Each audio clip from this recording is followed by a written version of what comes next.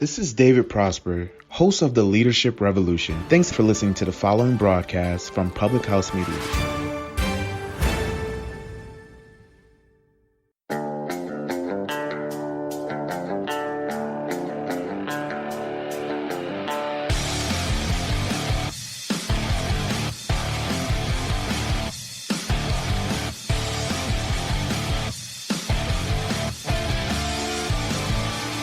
Hello and welcome to Beauties and Headcanons, where we're nerdy, and you probably are too. I'm Tegan, and I had been planning on recording with Lindsay today. Unfortunately, she is on vacation, and her signal where she is at is not as good as what we were hoping, so I wasn't going to be able to get good audio from her. But I do have a last-minute special guest host who has not been on the show yet, who I've really wanted to come on the show and talk with us here, and that is my own husband, Lee. Yeah! Greetings, listeners. I'm the husband. So, what all geek fandoms qualifications would you say that you have in the geek world here? Well, let's see. As a kid, we weren't allowed to go outside because urban youth. So instead, we stayed in and watched a lot of television. We were very creative kids. We watched a bunch of cartoons. We used to reenact movies with our action figures, word for word. We actually did a recording of Mr. Nanny for our dad with an action figure, and it was pretty cool. We did it word for word, which is pretty good because I hate Hulk Hogan. But it was quite enjoyable. I'm an avid comic book reader. I'm a former indie pro wrestler. I'm a washed up never was, so that's fun for you. Bottom line, I enjoy geek stuff because the outside world disgusts me. So yeah, I'm a geek. So yeah, we pretty much just stay inside. We keep to ourselves, and all our stuff is here. And we kind of have our own discussions. Actually, when we come up with topics and things, I usually have like what I call a pre-discussion with him, and it kind of helps me coalesce our thoughts. And so the topic today is something that we have also discussed, and that has come up. And like I said, I was going to record with Lindsay. It just didn't quite work out, and so I have Lee here today. Yeah, so you get me. Doesn't that sound like fun for you?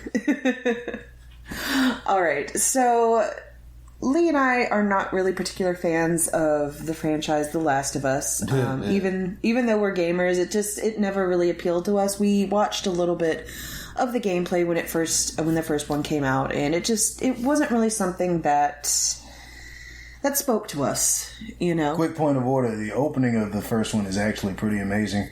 It pulls you in.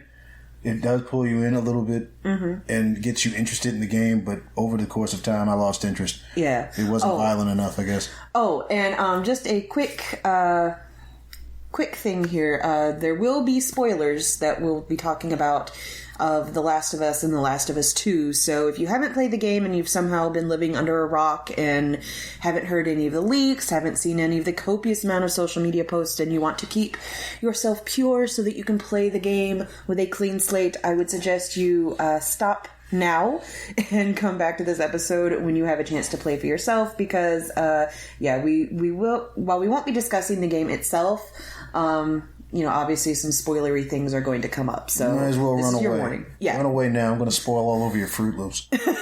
Babe, I don't think that's very family friendly. Like milk. Milk over the Fruit Loops? Oh, you're so terrible. You don't get it? Because you pour milk over the cereal? Babo, I'm going to leave that up to you to leave that in there. But it's cereal! Okay, so The Last of Us, it opens up with Joel and his daughter. I think you actually play as his daughter. If you do, it's for a hot second. Yeah, and you're basically escaping the city that's undergoing this zombie apocalypse, and at the very end of the introduction, they get gunned down by military. Joel is wounded, his daughter is killed. And so then it follows Joel and this little girl named Ellie, who he kind of takes under his wing and is, kind of like the substitution for his daughter. Oh yeah, she does become the daughter figure over the course of time. I mean, it takes a while over the course of the game. Yeah. Rapport, but yeah, she's special because she's immune or whatever. Yeah, because the thing is the whole kickstart to this particular zombie apocalypse is that instead of like a virus or something like that, it's caused by a fungal infection that is actually like something real that has just mutated. It's a cordyceps infection, which I don't really recommend that you Google because it's quite unnerving and unsettling. Unless you're into that sort of thing. Well, yeah, unless you're into, really creepy fungal infections, but... you are? Well, yes, but besides me. Yeah. So, over the course of the game, there's a group of doctors who want to try to find a cure, of course, because that's, what doctors would do. And they have discovered that Ellie's immune, and their reasoning to create a cure is to, take out her brain or something? That was the general consensus. They were going to take out her brain, I assume study it, and somehow put 2 and 2 together to make Cheerios, and then come up with the vaccine, which is the worst plan I've ever heard. Yeah, that's not how fungal infections work. I kind of low-key think that the writers were trying to go for something unique with their zombie outbreak, and cordyceps is a unique form of zombification, but it does not work the same way as a virus. Fungus is not the same thing, and so their whole thought process for a cure is terrible. Yes, it's absolutely terrible. Deus ex vaccine. Yes, it's terrible. You're going to get such low ratings on this episode. I am causing trouble. I apologize, listeners. Emma is very pleasant, and I am. Oh yeah, his nickname for me is Emma. So if you ever hear him call me that, that is a nickname he's had for me for a long time, and he is allowed to call me that. Yep, she is Emma, and I am the husband. So yeah, at the very end of the game, obviously Joel finds out what's happening, and he goes to the doctors, and the game doesn't give you any choice but to kill the doctors. There's no way to negotiate, to intimidate, or even just to wound them. To wound them or knock them out to grab Ellie and leave. The game mechanic literally forces you to kill them. So, it feels like they're trying to be deep with the whole thing, but it's not really, because the game still forces you to make that decision in order to move the game forward. So anyway, he kills the doctors, takes Ellie, everybody's relatively happy. In the beginning of The Last of Us 2, we see this character, Abby. And Abby is the daughter of the doctor, whom Joel killed. Remember, whom the game forced us to kill in the first game? So... obviously, daughter of somebody who was killed, she wants revenge, and she gets revenge on Joel. It's quite a gruesome death with a golf club that Ellie has to witness, and of course that sets Ellie on a path of revenge. But for... I think the majority of the game, I think they said 10 hours or so, you actually play as Abby, getting her backstory, getting to know the different characters involved with killing Joel that you will later kill as Ellie. And it's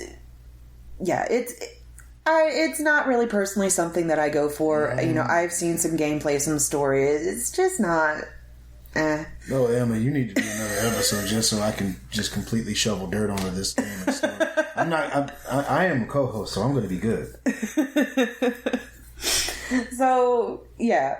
Obviously, Joel being a character who, people know very well and they love and they, maybe even identify with, having him killed off in such a gruesome manner was going to produce very strong feelings, especially towards the character who does the killing, the character of Abby.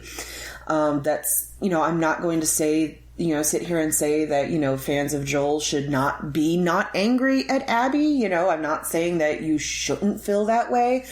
But what I am trying to say is that the response, or at least certain responses to this, have really gone far beyond what they need to be. Yeah, it's kind of spiraled out of control. Yeah, so for those of you who maybe aren't as familiar with voice actors, Laura Bailey is a voice actor who has been on the scene for a long time. She's had quite a few different roles in, different games, animation, things like that. I know of her from Dragon Age. She voices, especially in Inquisition, she voices Bianca Davry. She voices Dagna, the Arcanist. And then she also voices Josephine's little assistant as well. And in The Last of Us 2, she happens to voice Abby, this character who, generates a lot of contention. And I guess some fans took it upon themselves to take out their frustrations on the character and the character arc on Laura Bailey specifically. Not just, and I don't mean just, even saying, oh, I'm kind of disappointed with what they did with your character. I wish you could have done more, because I think even that is fairly reasonable. But still, they have been directing just this hateful vitriol and just death threats and threats of physical violence. I saw one had even threatened to come and kill her kids. I mean, it's just absolutely insane, the level of vitriol that people have been leveling specifically at Laura for nothing more than just voicing a character that they happen to dislike. And for those of you that are listening to this, there's a movie called Transformers 86. And it was an amazing piece of cinema. If you haven't watched it, shame on you. You go watch it. Do it now. But there is a character in there named Optimus Prime. He gets into a fight with Megatron, who is voiced by Frank Welker. And over the course of that fight, Optimus Prime is mortally wounded, and he dies. And I watched this as a 6-year-old and cried like a ninny for hours on end. I never thought once to send Frank Welker any hate mail or rough him up, or find him on Twitter and say, you're going to get it. I'm going to slap you with a shovel. So there's if Twitter had existed back then. No, is Frank Welker still alive? Am I out? I don't know. I'm going to look it up later. Oh, he might be in trouble. I'm coming for you, Frank. You're going to get it. But anyway, it's not healthy because she voiced the character. She had no actual creative control in that. She wasn't a part of that. I mean, obviously, she's a part of the process because she gives life to the character. But at no point can she go, hey, I don't think this is good for the story, because if you do that, you're going to get fired. Mm-hmm. She voiced the character. If you want to be mad at the character, that's fine. I didn't like her. There are a couple videos on YouTube of people just deliberately getting killed or throwing Abby off of a cliff, and I have that saved in my favorites. I don't like the story. I don't like how Joel's story ended at all, but she shouldn't be in the crosshairs of anybody, and this is a really toxic trait amongst a few gamers that, as a result, we all have a tendency to get held accountable for. Yep, because, I saw this initially unfold on Twitter because I saw Laura Bailey's tweet, because I follow her because she's awesome and amazing. She was Serana. Ow! Yeah. Serana is awesome. She is from Skyrim. And so, I follow her and I saw her tweet, and, I had seen, some examples that were given, and I'm like, holy crap, this is bad, y'all. This is really bad. And they usually give you related topics and tweets and things like that. And there were so many tweets that I saw just saying oh, gamers, this is what's wrong with gamers and this is what's wrong with gaming. And, basically, just taking a really big crap on the gaming community in general, which is obviously really unfortunate because, as a gamer, you want to stand there and say, well, we're not all like that, because we aren't. But, at the same time, it doesn't feel like a whole lot of well-known, people in the gaming community really come out and take a stand and say, hey, this is toxic and this is bad and this needs to stop. Basically is holding these really toxic people accountable. If you see... if you're on social media and you see people, lambasting somebody for something that is not their fault, we need to, take a stand and say, hey, this is not right. This is toxic behavior. It's understandable to be frustrated, but we need to make sure that our frustrated is directed at the right people and not in such a destructive, toxic manner. And more importantly, you can express your displeasure and frustration with something with your wallet. You never actually have to say anything. Yeah. I didn't buy that game. Yeah. My wife didn't buy that game. We were never interested in buying it. And what happens is the fewer people that buy a property on an intellectual property, the company will make changes if they see that it's not moving. If it's not moving units, if it's not getting interest, if it's not getting the spins like it's supposed to, they'll make a change. But when you buy it in droves only to throw a hissy fit, it solves no purpose. They've got your money. Oh, Emma, I kind of wish Laura Bailey had cut a shoot on him. That's right. Joel's gone. and you threatening me ain't gonna bring him back. When the world is calm and still and you hold your children, know that your hero's gone and I took him from you. I know she wouldn't do that because she's a nice person. Because she's a sweetheart. Tell Laura to at me on Twitter. Follow me on Snapchat, Mama. I'll cut promos for you for the low price of nothing. I'll do it. I enjoy cutting promos. But yeah, it's... And it's so hard, sometimes to even speak up and say, yeah, I'm a gamer, because, this is kind of what people now think of when people think of gaming, and this is not good, y'all. They think of man babies dwelling in Mama's basement eating Cheetos, and that's just not true. We're mothers and husbands and fathers and doctors, lawyers. Everybody likes to game and escape, like Grandma Shirley. Yeah, like Grandma Shirley, the little Skyrim gamer. And but that's exactly the thing, these are the actions of, like, it feels like just immature toddlers who are just, throwing a fit because they didn't get their way. And it's like, okay, look, things happen in fandom a lot of times that, we're not happy with. I have never, stepped back from giving my opinion on something when, especially when I think something is not handled well, is not done correctly. I think I have a pretty well reputation of that on this show. Yeah, you're the Simon Cowell of the podcast world. Emma is Simon Cowell. I don't know about that, but I mean, if something isn't right, I'm definitely going to say something. But at the same time, I'm not going to sit here and throw a hissy fit and say, when at the same time, they have your money. Now, with the gaming industry in general, it is, kind of a minefield, especially these days. But I mean, I honestly could get some bad vibes from them just starting, with the review embargo. Whenever I hear that there's a review embargo out on a game or something in particular, I'm like, I didn't know that was a thing. Yeah, so if you ever see something that has a review embargo on it, wait. Always wait. And stop pre-ordering. Oh my God. Stop with the pre-orders. Yeah, those pre-order bonuses really aren't worth it. I think I pre-ordered Arkham Knight mainly because I wanted to play as Red Hood, and that DLC lasted for 10 minutes. Yeah, it was not worth it. That was a third of an episode of Seinfeld, and I hate Seinfeld. Yeah. So, yeah. Yeah, and the last thing you pre-ordered before that was Mortal Kombat Armageddon. Yeah, man.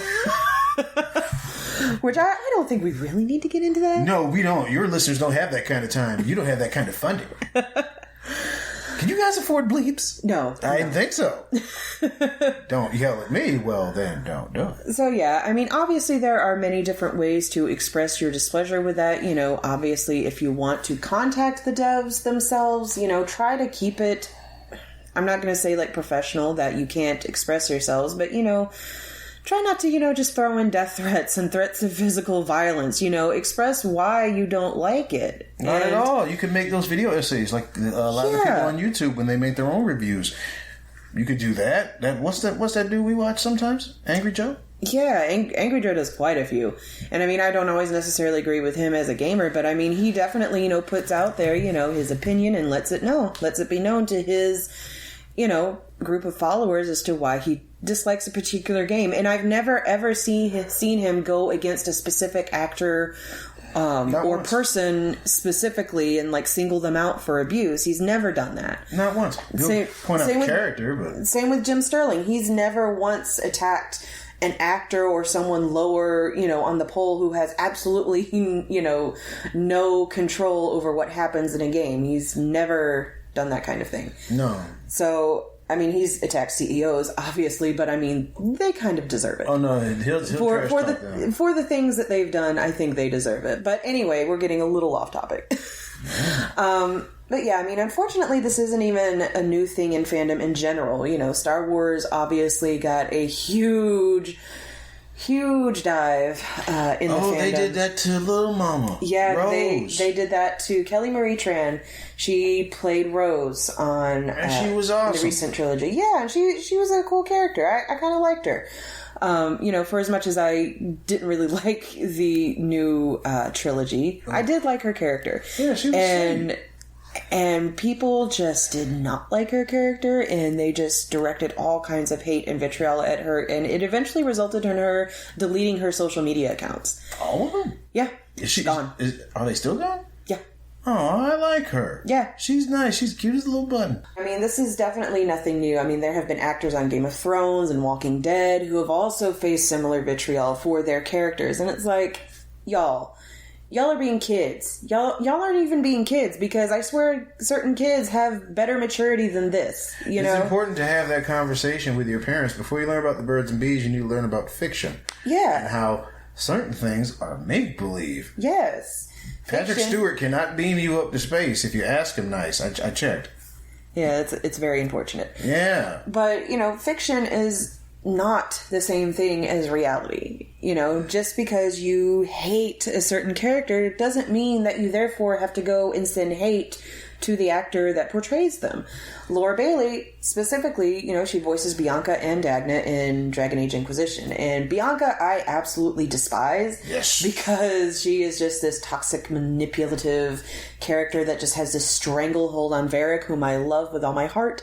So... And she's disrespectful. Yeah, and I just... I really cannot stand that character. But then, she also voices Dagna. Who is sweeter than confectioner sugar. Oh, she is a sweet little sunshine muffin. I just want to pick her up and put her in my pocket and keep her with me. Yeah. She is amazing. So, I mean, and never once in playing Inquisition and having to deal with Bianca, never once have I thought, you know what, I'm going to go to Twitter and I'm going to go, you know, threaten Laura Bailey because I hate this character. Because that's just stupid. Why would I do that? There's Laura no Bailey purpose. Laura Bailey had nothing to do with that character other than voicing her.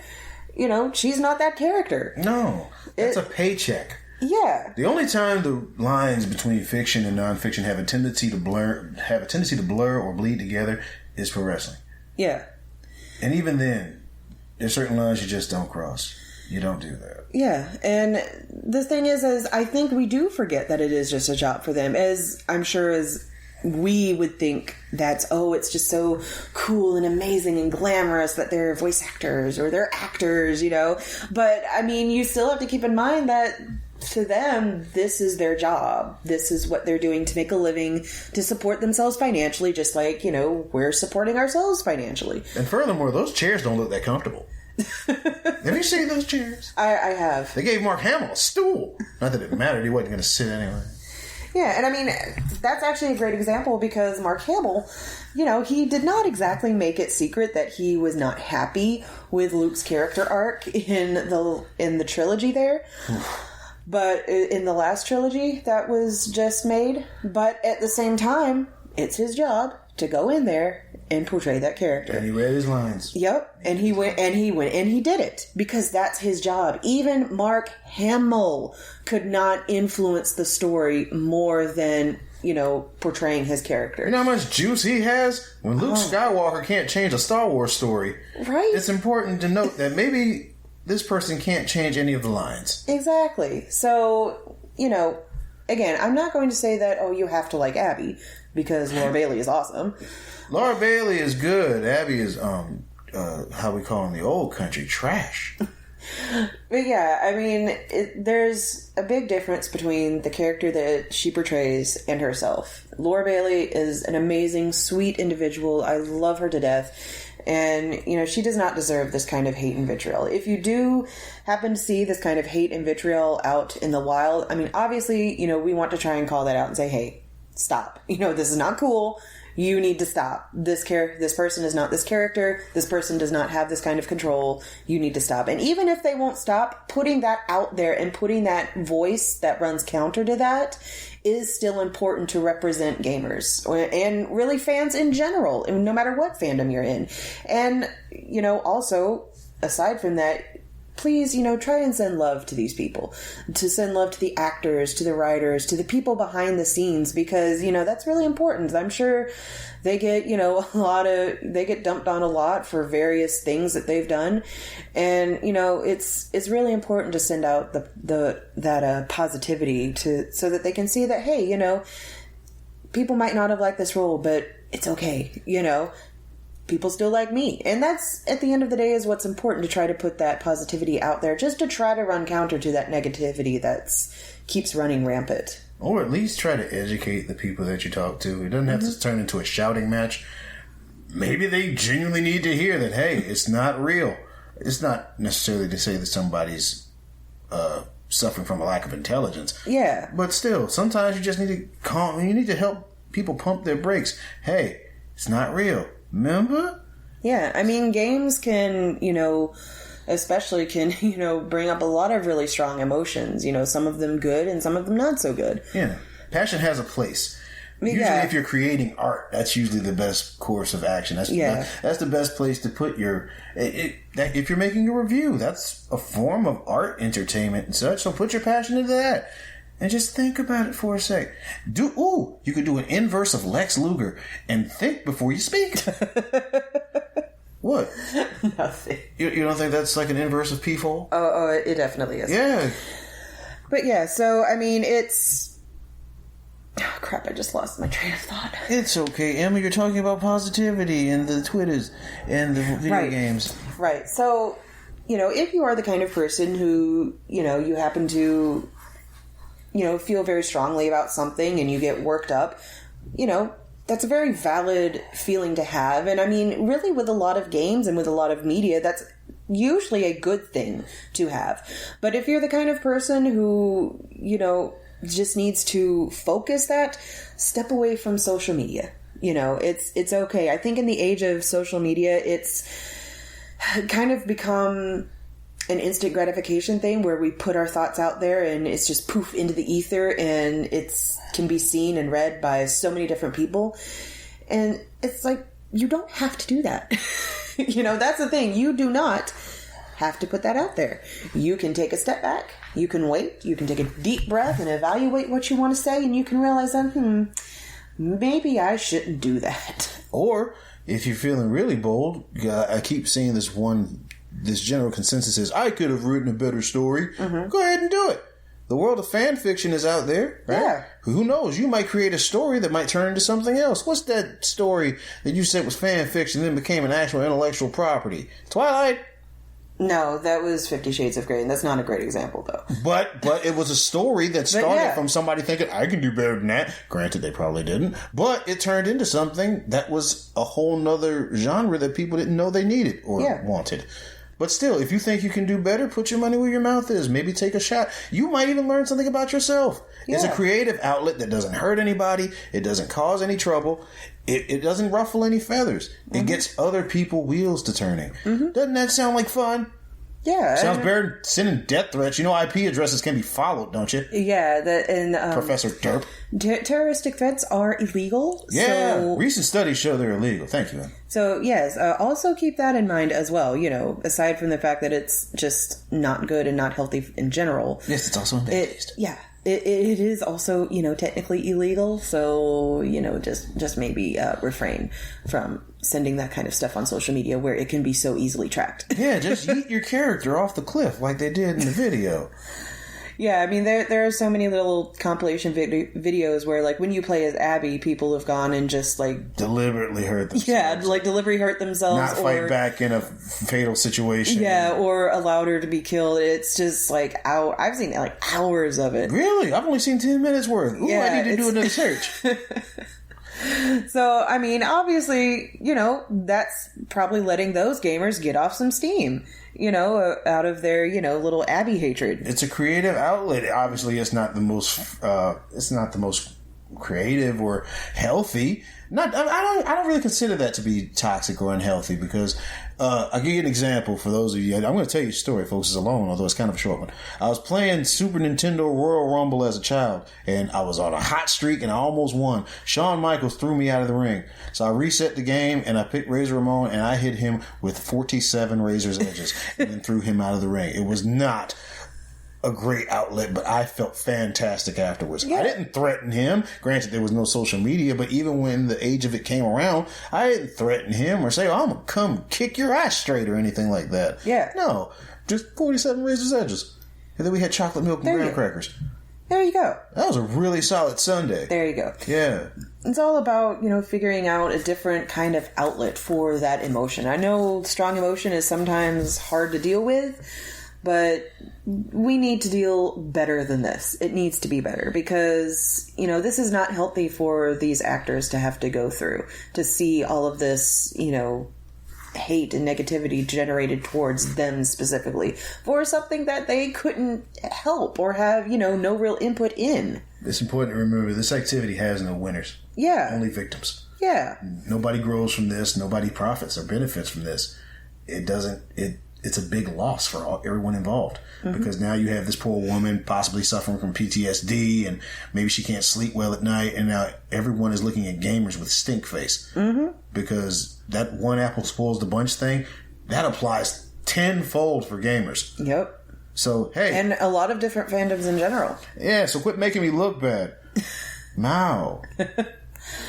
So my gaming corner today is just really pretty much along these lines. Just voice actors, and that's, you know, I don't particularly like their characters.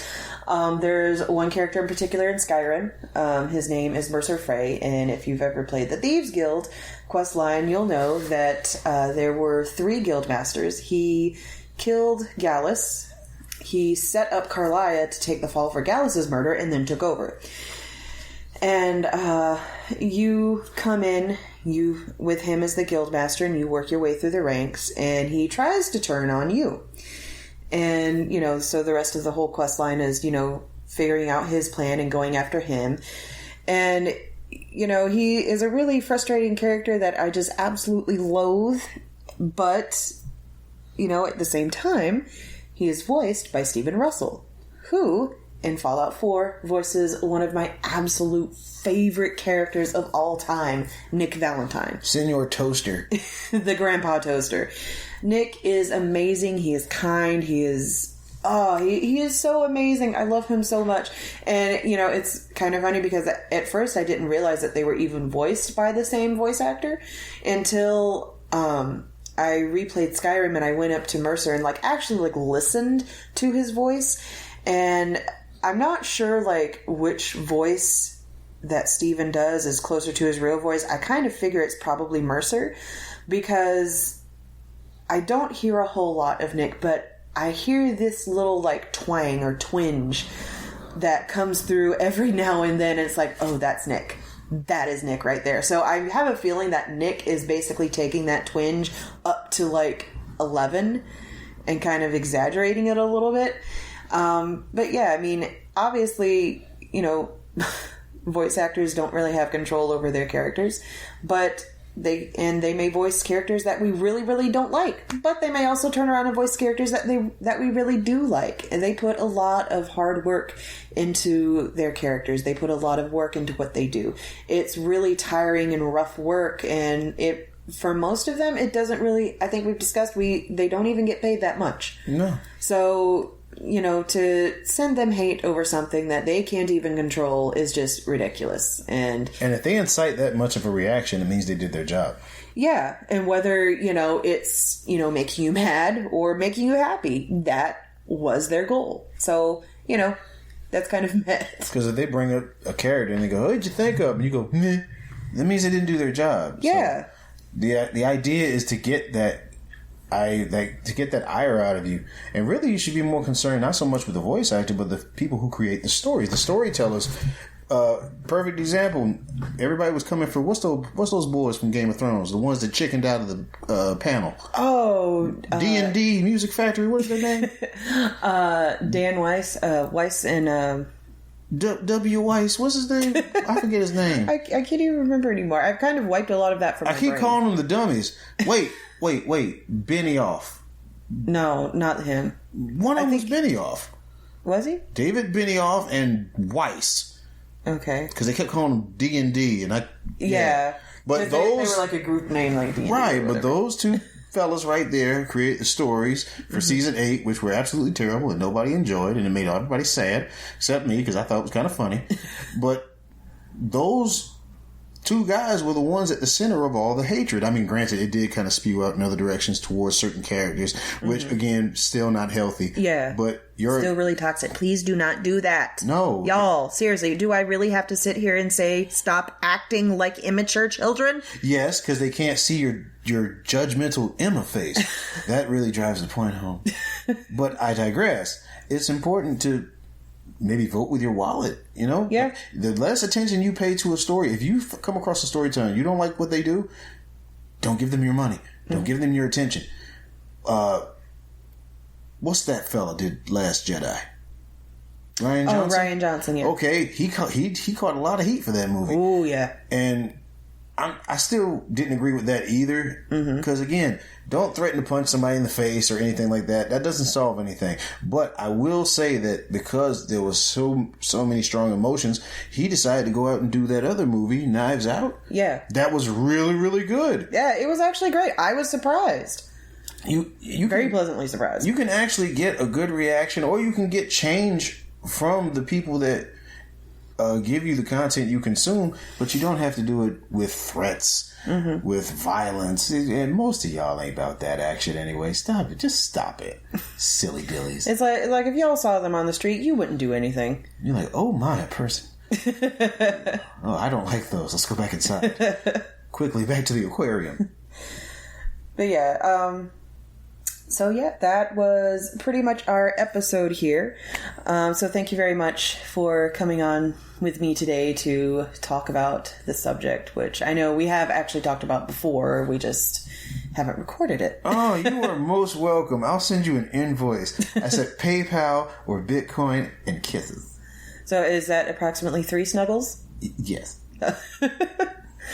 All right, so that's all that we have here. I know I mentioned in a previous post that we have an announcement. I don't want to make any announcements without Lindsay, so I believe we'll probably be doing that next episode or on our social medias. So just keep an eye out on our social medias. We're on Instagram and Twitter under beauties_canons. We're on Facebook under beauties and headcanons at Public House Media, and we're under Tumblr on beauties and headcanons, just all spelled out, no ampersand. I'll make an announcement. RC Cola is the soda of royalty. You can take your Coca-Cola and your Pepsi and you can go ahead and stick it on a bookshelf. You can go ahead and send all hate mail to lthorpejr@gmail. I accept your challenges. RC Cola, woo! All right, and with that, I'm Tegan. And I'm the husband. And thanks for getting nerdy with us today on Beauties and Headcanons.